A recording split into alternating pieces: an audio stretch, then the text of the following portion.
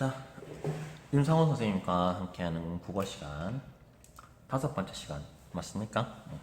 5번째 시간 시작하도록 하겠습니다. 자, 우리가 지난 시간에 선유의 개요를 들어가기에 앞서서 선유가 선택했던 글의 형식, 설득하는 글. 예, 그러니까 논설문이었죠.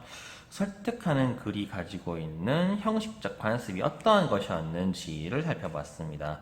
자, 그리고 설득하는 글의 판단 기준, 그리고 글의 요건. 이 두 가지는 비슷한 개념입니다. 왜냐하면 글의 요건이라고 하는 것이 곧 이런 것들을 갖춰야 한다라는 것인데, 이런 것들을 갖추지 못했으면 좋지 않은 글이잖아요. 그렇죠? 그래서 이 글의 요건이 곧 글을 판단하는 기준이 되고, 판단하는 기준이 이러한 것들을 가지고 판단한다라고 하는 것은 이런 걸 갖춰라는 얘기도 됩니다. 따라서 판단하는 기준이 글의 요건이 될 수도 있는 겁니다. 그래서 실제로 두 가지가 비슷한 내용도 많았습니다.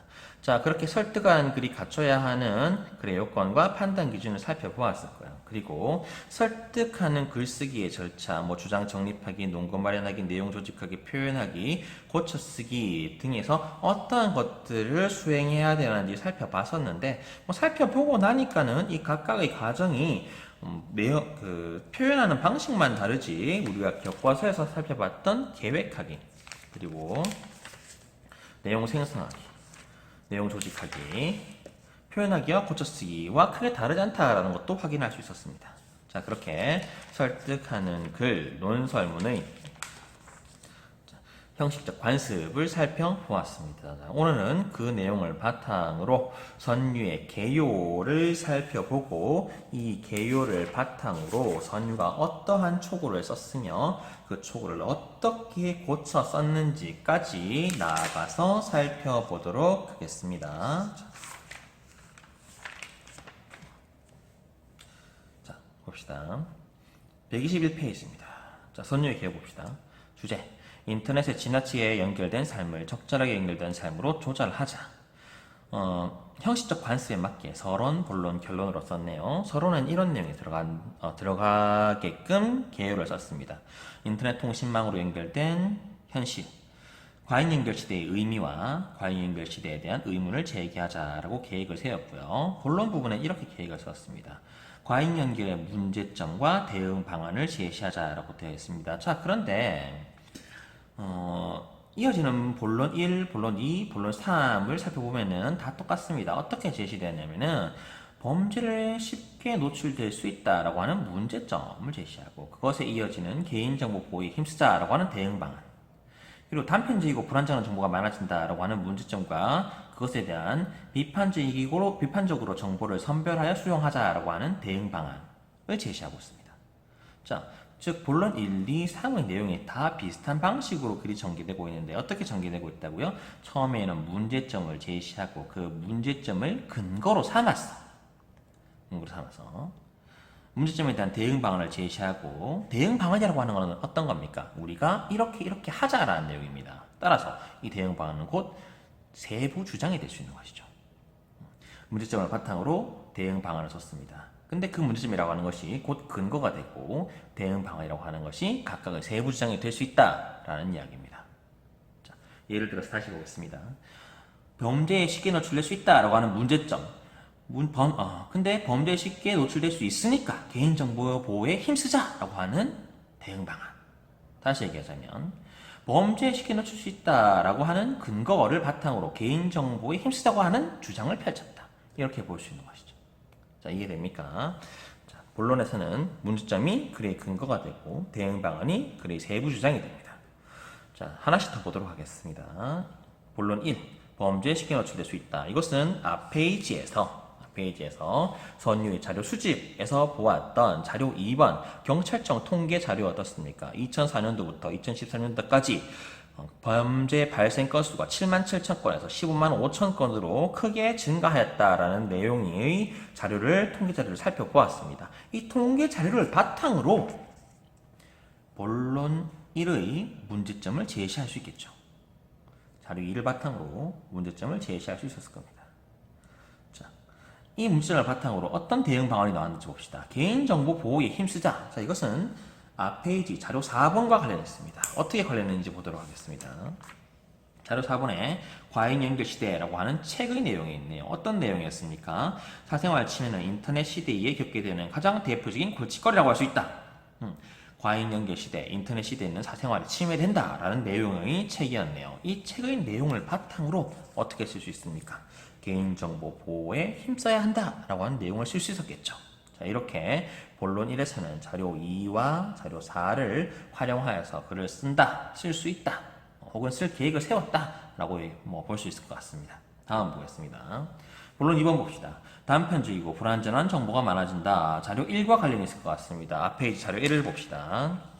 밑줄친 부분만 볼게요. 마른 해산물 괴담은 거짓말이라는 얘기입니다. 헛소문, 가짜뉴스라는 얘기예요. 마른 해산물 괴담이 다시 인터넷과 뉴스통망을 휩쓸고 있다. 자, 이러한 거짓 뉴스, 가짜 뉴스의 내용의 자료가 있습니다. 자, 저 자료를 바탕으로 어떠한 문점을 제시할 수 있죠? 단편적이고 불완전한 정보가 많아진다라고 하는 문제점을 들 수 있겠죠. 자, 이 문제점을 바탕으로 어떠한 대응 방안을 제시했습니까? 비판적으로 정보를 선별하여 수용해야 한다라고 하는 대응 방안, 다시 말해서 세부 주장을 제시해야지라고 개요를 짰습니다. 자, 본론 3번 보겠습니다. 인간과 인간의 진정한 소통을 가로막는다라고 하는 문제점을 제시했습니다. 자, 요 내용은 앞에서는 선유의 자료 서술집에서는 크게 찾아보기 힘든 내용인 것 같습니다. 굳이 따지자면 선유의 자료 수집은 아니지만은 윤서의 자료 중에서 자료 4번과는 어느 정도 관련이 있을 것 같습니다. 필요한 부분이 있으면은 나중에 읽어보도록 하세요. 어쨌든 간에 선유의 자료 수집에서 이런 내용은 없었던 것 같습니다. 하지만 앞에서 자료를 수집하지 않았다고 해서 내용을 쓸 수 없는 건 아닙니다. 그죠? 계율을 짜는 과정에서 더 필요한 내용이 있다, 쓸 수 있는 내용이 있다라고 한다면은 계율을 짜는 과정에서 얼마든지 추가할 수 있습니다. 자, 이런 내용은 더 추가된 내용이라고 봐야겠네요.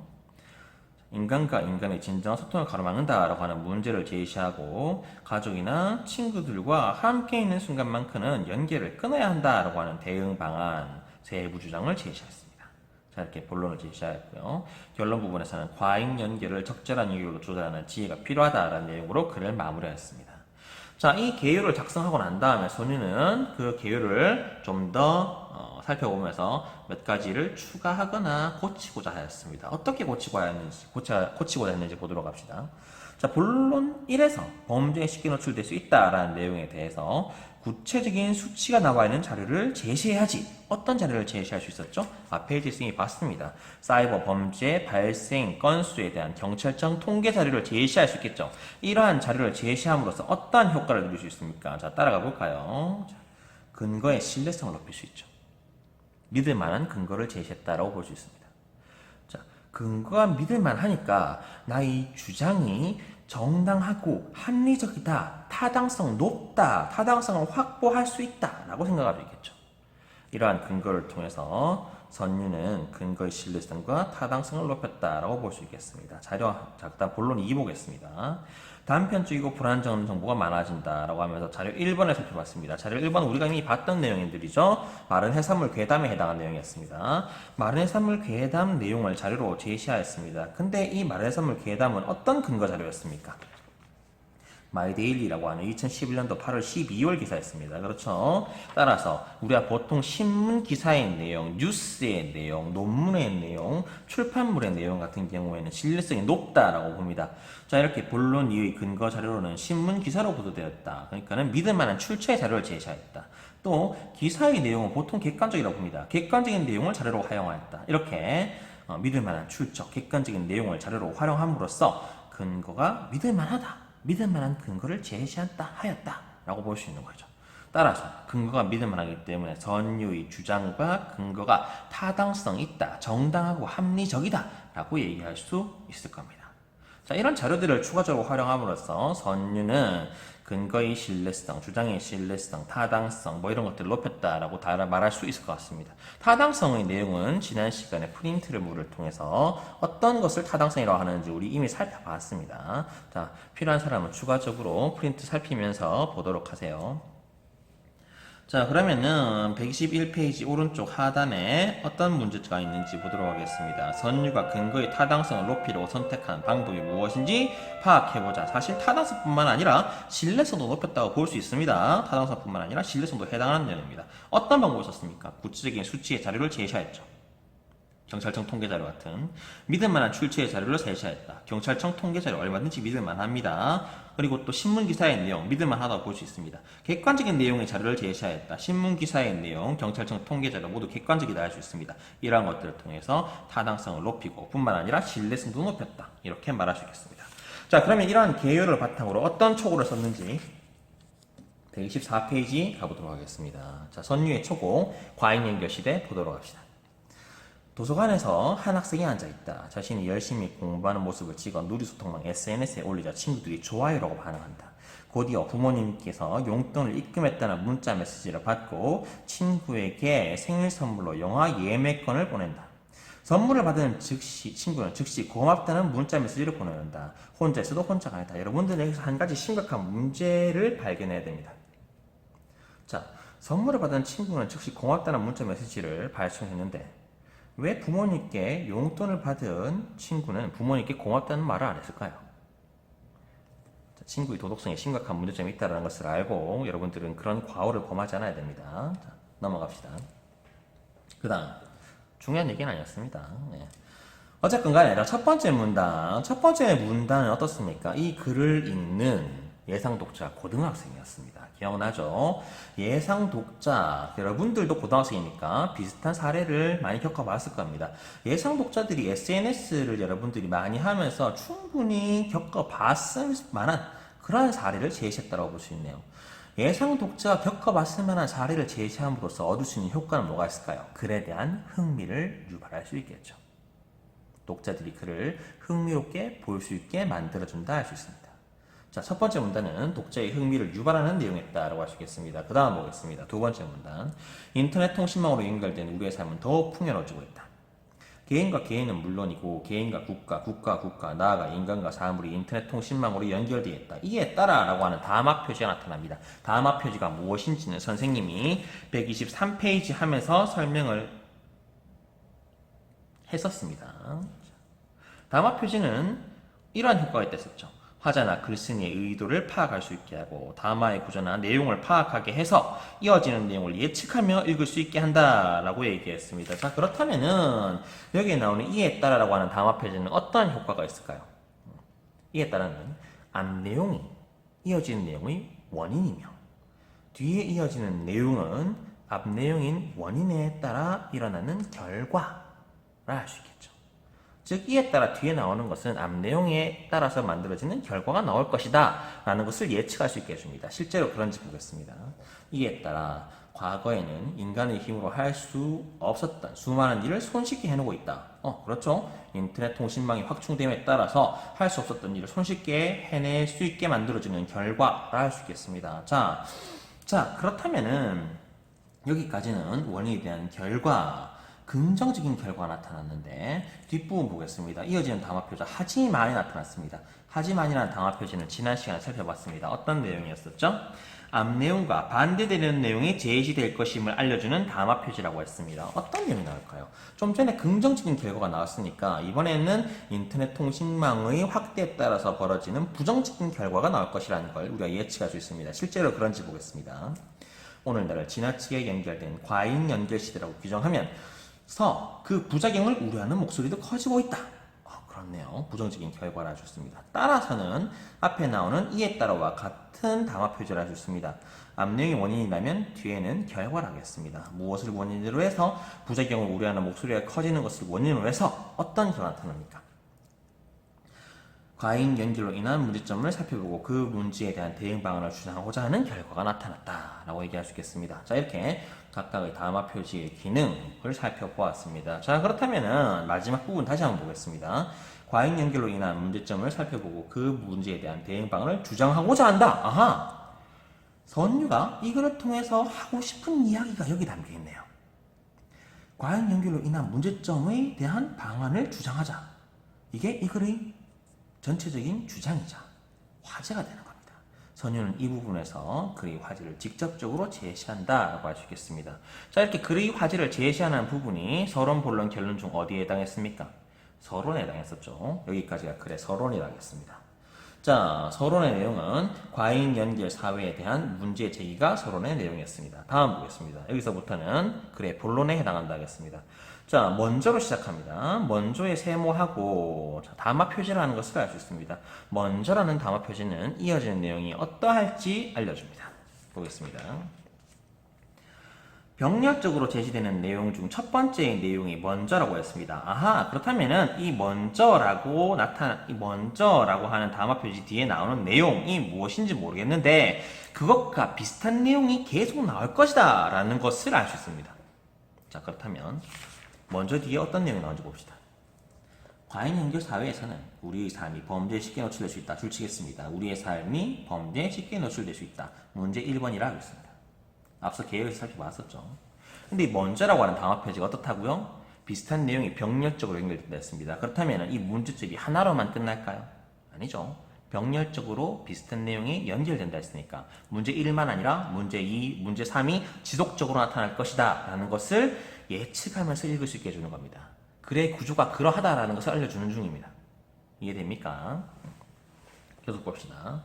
먼저 과잉 연결 사회에서는 우리의 삶이 범죄에 쉽게 노출될 수 있다. 문제 1번이라 했습니다. 경찰청 사이버 안전부 믿을만한 출처라고 했습니다. 경찰청 사이버 안전부의 통계를 보면 2004년 77,099건이던 인터넷 관련 범죄가 2014년 155,366건으로 10년간 약 2배나 증가한 것을 알 수 있다. 어떻습니까? 구체적인 수치를 제시했습니다. 구체적인 수치에다가 믿을만한 출처의 자료를 제시함으로써 그래 신뢰성을 높이고 타당성을 높이고 있다라고 얘기했었죠. 자, 여기는 신뢰성만 얘기했는데 앞 페이지에서 타당성도 해당한다 여기 했으니까 121페이지에서 타당성에도 해당하는 내용이란 걸 이미 살펴봤습니다. 다음 보겠습니다. 또한 한국인터넷진흥원 선생님이 따로 써놓지는 않았지만 똑같죠? 믿을만한 출처를 알 수 있습니다. 개인정보 침해 신고센터 접수 자료에 따르면 2006년 23,333건이던 개인정보 침해 상담 건수가 2015년에는 152,151건으로 약 6배 이상 증가했다. 어떻습니까? 믿을만한 출처에다가 더해서 구체적인 수치를 제시하고 있습니다. 그래 신뢰성과 타당성을 높이고 있다 라고 말할 수 있습니다. 신뢰성과 타당성이 무엇인지 궁금한 친구는 지난 시간에 제시했던 프린트물을 참고해서 보도록 하세요. 맞아 보겠습니다. 이는 정보통신기술이 발달하는 추세가 필요한다. 이러한 문제점을 예방하려면 우선 주민등록번호나 비밀번호 등 줄치겠습니다. 자, 여기까지. 자, 저는 잠시만 넘어두고요. 자, 여기까지. 개인통신기술이 발달하는 추세와 비례해서 우리의 삶이 범죄에 노출되는 건수 혹은 그러한 빈도가 점점 높아지고 있다는 무엇을 제시했죠? 문제 상황을 제시했죠. 앞서 우리가 개요를 살펴봤지만 문제 상황은 글의 근거가 되고 이것을 근거 삼아서 무엇이 나타난다고 했었죠? 주장, 즉 대응 방안, 즉 주장이 나타날 것이라는 걸 개요를 통해서 이미 봤습니다. 그렇다면 어떠한 주장, 대응 방안이 나타나는지 보도록 합시다. 이러한 문제점을 예방하려면 딱 대응 방안인 것 같습니다. 우선 주민등록번호나 비밀번호 등을 줄칩시다. 개인정보는 인터넷에 함부로 올리지 않아야 한다. 그리고 사생활이 담긴 사진이나 개인 기록 등은 반드시 공개 범위를 설정해 놓음으로써 정보가 마구 흘러가는 일이 없도록 주의할 것이다. 자, 이렇게 문제점에 대한 대응 방안, 다시 말해서 세부 주장이 나타나고 있다는 것을 알 수 있습니다. 자, 그렇다면은 여기까지가 문제 1번과 세부 주장 1에 대한 내용이라고 생각하겠습니다. 자, 왼쪽으로 넘어갑시다. 날개 부분 질문을 한번 읽어보도록 할게요. 학교 누리집에 게시할 글이라는 점을 고려할 때 세 번째 문단에 넣을 수 있는 보조 자료는 무엇일지 생각해보자. 세 번째 문단은 이 부분이었습니다. 먼저가 있는 문단이었죠. 각종 통계 자료를 제시하는 부분이었습니다. 여기에 쓸 수 있는 보조 자료가 뭐가 있을까요? 여러분, 학교 누리집이라는 말은 학교 홈페이지란 말입니다. 홈페이지를 순우리말로 고치면 누리집이 되는 거예요. 자, 인터넷상에 쓰는 글이란 걸 고려했을 때 어떠한 보조자료를 쓸 수 있을까요? 자, 당연히 통계를 시각화, 도표 가능하고 그래프 가능합니다. 하지만 종이로 나오는 이런 자료와는 달리 어떻습니까? 동영상 같은 것도 실을 수 있다는 점이 학교 누리집, 인터넷상에 올리는 글이 중요한 특징이겠죠. 자, 이러한 자료들을 쓸 수 있다는 것을 여러분들이 알아두면 되겠습니다. 자, 125페이지가 있습니다. 다음으로라고 하는 담화 표지가 나타납니다. 이 다음으로라고 하는 담화 표지는 앞부분에 이 다음으로에 해당하는 내용과 비슷한 병렬적인 내용이 제시되었을 때 쓸 수 있는 담화 표지입니다.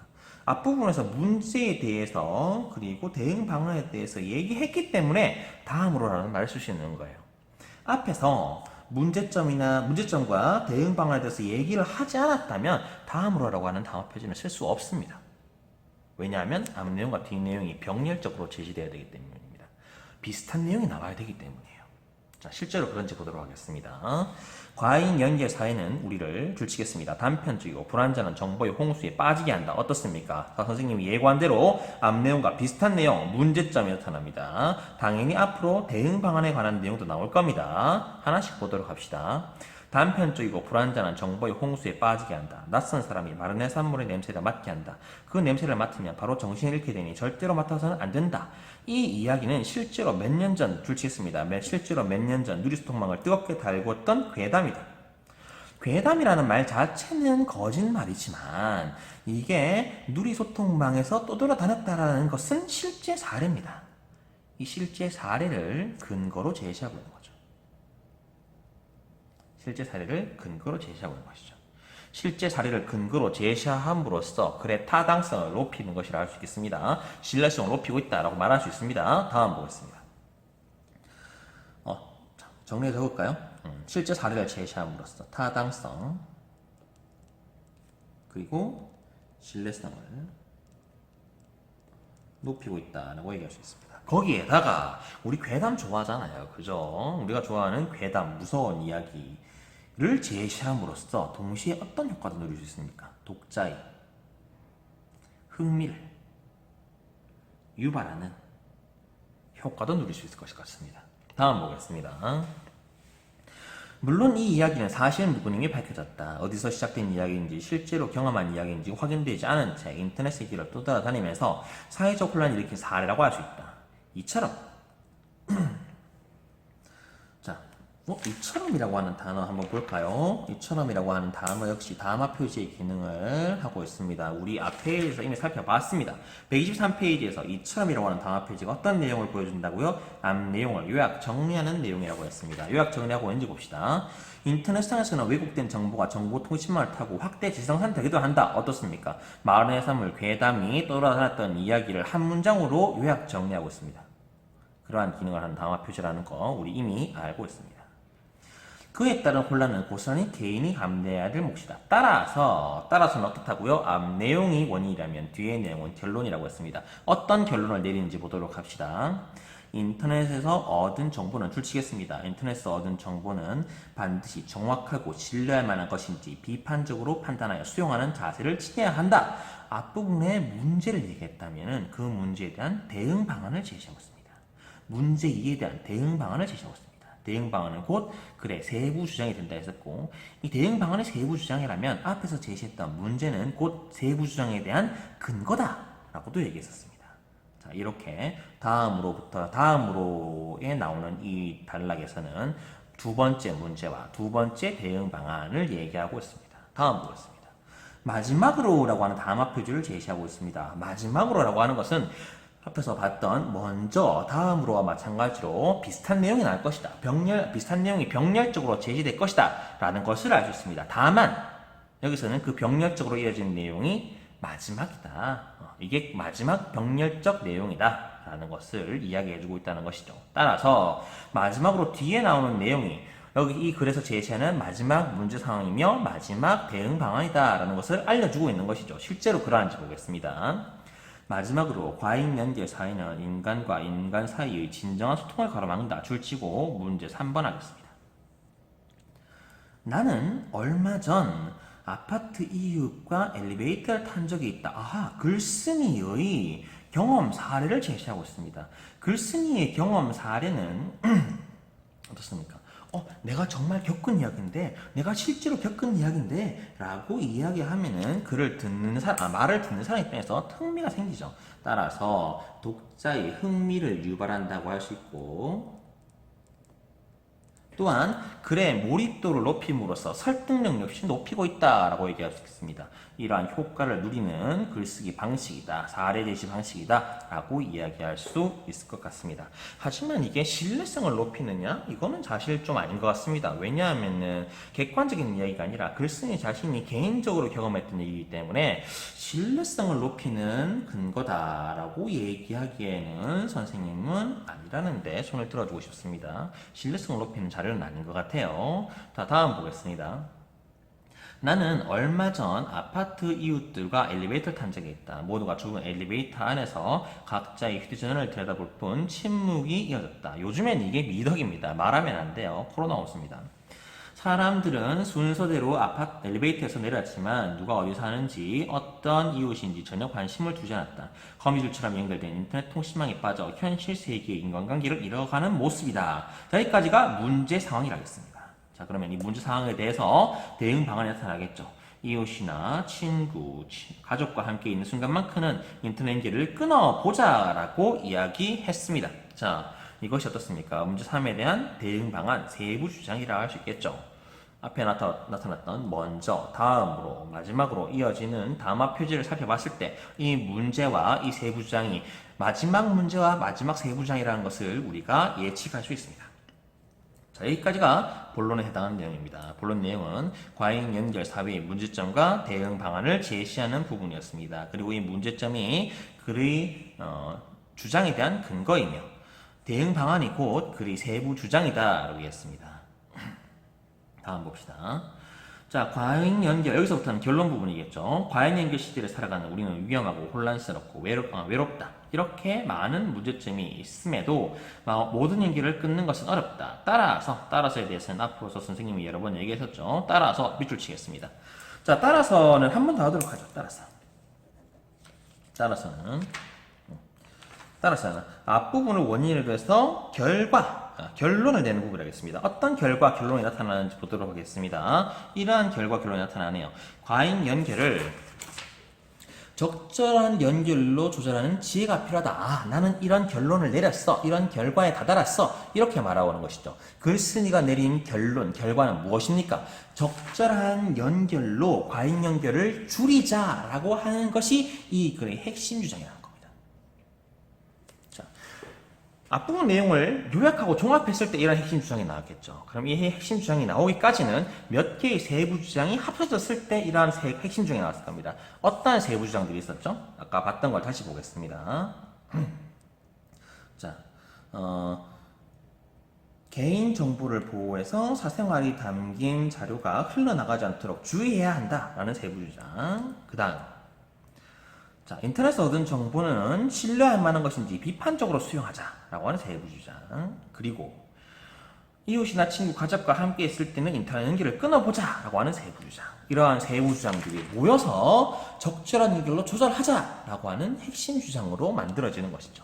세부 주장이 더해져서 핵심 주장이 되는 겁니다. 마지막 보겠습니다. 글을 어떻게 마무리하고 있는지 봅시다. 자, 과유불급이라는 말처럼이라고 하겠습니다. 말처럼이라는 표현도 같이 해볼까요? 이어서 봅시다. 자, 과유불급이라고 하는 말 여러분들 다 알고 있을 겁니다. 지나치면 모자란만 못하다라고 하는 고사성어죠. 그래서 이렇게 고사성어를 활용하는 것을 우리는 풍유법이라고 이야기합니다. 풍유법이라고 이야기합니다. 처럼은 하지 않겠습니다. 여기까지 할 건 아닌 것 같아요. 과유불급이라는 말처럼 과도한 연결이 해가 될 수 있음을 깨닫고 위험한 편리보다 안전한 불편을 선택해보는 것이 어떨까라고 질문하고 있습니다. 자, 여러분, 이 글쓴이가 하고자 하는 말은 이미 정해져 있습니다. 글쓴이는 위험한 편리를 얘기하고 싶습니까? 안전한 불편을 얘기하고 싶습니까? 글쓴이는 안전한 불편이라는 결론을 이미 내려놓고 있습니다.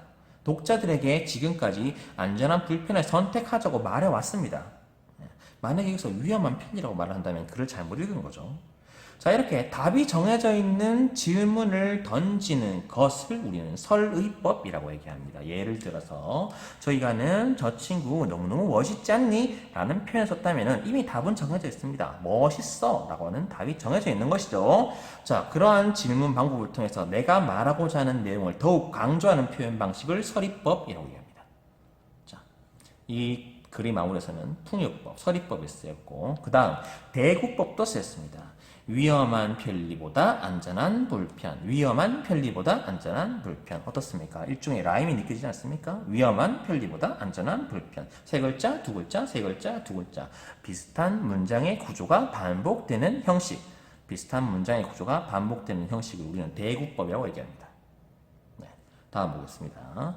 자, 글자 수나 문장의 구조상으로 봤을 때는 서로 비슷한 것이 연결되는 대구법이라 할 수 있겠지만 두 개의 의미는 전혀 상반됩니다. 어떻습니까? 위험한 편리와 안전한 불편의 의미상 서로 대척점에 있다 할 수 있겠죠. 따라서 서로 의미가 대조되는 것을 나란히 두어서 서로 대조시키고 있으니까 대조법이 쓰였다 할 수 있겠습니다. 글의 말무리 부분에서 굉장히 다양한 표현법을 썼네요. 풍유법, 설의법, 대구법, 대조법 이런 것들을 씀으로써 어떠한 효과를 누리고 있죠? 글을 세련되게 마무리했습니다. 그리고 자신이 표현하고자 했던 글의 주장 혹은 주제를 강조하였고 그리고 질문으로 글을 마무리함으로써 독자에게 생각할 거리를 제공하였다. 독자에게 생각할 거리를 제공하였다. 이렇게 말할 수 있겠습니다. 선생님 여기다가 거리를 빼먹었네요. 생각할 거리를 제공하였다. 이렇게 말할 수 있겠습니다. 자, 여기까지가 글의 결론 부분이다. 결말 부분이다. 이렇게 말할 수 있을 것 같습니다. 자, 이렇게 선유의 초고 다 살펴보았습니다. 과잉 연결 시대에 이러한 주장을 초고를 썼고 이러한 초고를 아마 적절하게 고쳐 썼을 것 같은데 여기에서는 뭐 고쳐 쓰는 내용이 따로 나와 있지는 않으니까 더 추가적으로 하지는 않겠습니다. 자, 이 부분 보도록 하겠습니다. 자, 여기에 선유가 쓴 글의 구조를 정리해보자 라고 되어 있는데 각각의 빈칸에 들어갈 내용들은 여러분들이 교과서에서 찾아서 직접 적어 넣을 수 있기 때문에 따로 하지는 않겠습니다. 다만 여러분들이 봐야 하는 것은 요 왼쪽 자, 이게 선유는 3개의 근거를 들었습니다. 근데 이 3개의 근거가 모두 문제 상황이었다는 거 선생님이 여러 번 얘기했습니다. 그리고 각각의 문제 상황을 바탕으로 그 문제 상황을 해결할 수 있는 대응 방안을 제시했다는 것도 얘기했습니다. 그리고 이 대응 방안이 세부 주장이 된다고도 얘기했었죠. 자, 이렇게 근거를 바탕으로 한 세부 주장 3개가 모여서 글의 핵심 주장, 어떤 핵심 주장이었죠? 적절한 연결로 우리들의 연결을 조절하자라고 하는 핵심 주장을 도출해낸다라고 이야기했습니다. 이러한 글의 형식을 갖추고 있다는 것을 알아두면 되겠습니다. 그 다음 이 부분 보도록 하겠습니다. 이 글에서 선유가 제시한 근거가 적절한지 평가해보자. 자, 이거는 여기에 여러분들이 뭐 이 글을 읽고 별을 몇 개 체크해주고 이것도 중요하지만은 이 글을 적절한지 평가할 때 이러한 항목에 따라서 평가하자는 거잖아요. 따라서 이 평가 항목이 설득하는 글을 평가하는 기준, 판단 기준, 글의 요건이 된다는 겁니다. 따라서 이 부분을 여러분들이 잘 알아둬야겠죠. 줄쳐보겠습니다. 주장을 뒷받침하기에 선유가 제시한 근거가 적절한가? 즉 근거와 주제가 적절한 관련성이 있는가를 얘기하는 겁니다. 만약에 관련성이 떨어진다면 그 근거는 적절하다 할 수가 없겠죠. 그 다음 예상 독자 고등학생이었습니다. 수준에 맞지 않는 지나치게 어려운 내용이거나 초등학생도 다 아는 내용을 얘기했다면 어떻습니까? 적절한 근거라고 얘기할 수가 없겠죠. 다음 논리성 있는가 타당성 있는가 당연한 이야기입니다. 제시한 자료가 객관적인가 신뢰할 만한가 이런 얘기를 묻는다면은 이것도 정확한가 이런 걸 묻는다면은 이런 것도 선유가 제시한 근거를 판단하는 적절한 근거다라고 얘기할 수 있을 것 같습니다. 자, 페이지로 돌아가 보도록 하겠습니다. 자, 그러면 글을 정리해 보도록 하겠습니다. 자, 이거의 갈래는 논설문입니다. 그리고 이 논설문에 해당하는 형식적 관습을 고려해서 썼겠죠. 이 형식적 관습에 대해서는 지난 시간에 다 살펴봤습니다. 당연히 이 글은 설득하는 글이기 때문에 논리적이어야 되고 설득적이어야 되고 다양한 예시를 들어서 그랬었기 때문에 예시적이다라고 할 수 있겠습니다. 자, 그 다음 주제는 인터넷에 지나치게 연결된 삶을 적절하게 연결된 삶으로 조절하자라는 주제였었고 특징을 살펴보자면은 통계 자료와 사례를 제시하였습니다. 그것을 통해서 근거의 신뢰성을 높였다라고 얘기하였고 독자가 경험한 말씀직한 사례를 제시함으로써 설득력을 높이고 공감을 유도하였다라고 얘기할 수 있을 것 같습니다. 의문 형식으로 글을 끝맺음으로써 독자가 스스로 결론을 이끌어내도록 하였다라고 하는 특징도 있다 할 수 있겠네요. 자, 이러한 내용들을 여러분들이 빈 공간에 써두면 좋을 것 같습니다. 자, 이렇게 선유의 초고 과잉 연결 시대들을 살펴보았습니다. 고쳐 쓰자면은 몇 가지 고쳐 쓸 만한 것들이 있을 겁니다. 하지만 다 교과서에서 객관적으로 제시된 부분이었기 때문에 선유의 고쳐 쓰기는 여기서는 따로 하진 않겠습니다. 그냥 고쳐 쓰기는 했던 걸로 넘어가겠습니다. 고쳐 쓸 만한 근거는 이런 것들이 있겠죠. 요러한 우리가 226페이지 봤던 요런 내용들, 혹은 우리가 프린트물에서 봤던 요러한 내용들을 바탕으로 우리가 글을 고쳐 쓸 수는 있을 것입니다. 하지만 교과서에서 객관적으로 제시된 부분이었기 때문에 더 하지는 않겠습니다. 자, 이렇게 오늘 수업 내용은 마무리하도록 하고요. 다음 시간에는 127페이지 과제 적용 활동을 보면서 내용을 이어가 보도록 하겠습니다. 자, 수고하였고요. 과제 열심히 하도록 하고요. 자, 코로나 때문에 계약이 어떻게 돼갈지 모르는 상황이긴 한데 주변 상황이 어떻든 간에 여러분들이 흔들리지 않고 여러분들의 페이스를 지키면서 스스로를 발전시켜 나가는 그런 시간이 될 수 있기를 바랍니다. 자, 수고했습니다. 여기까지 하겠습니다.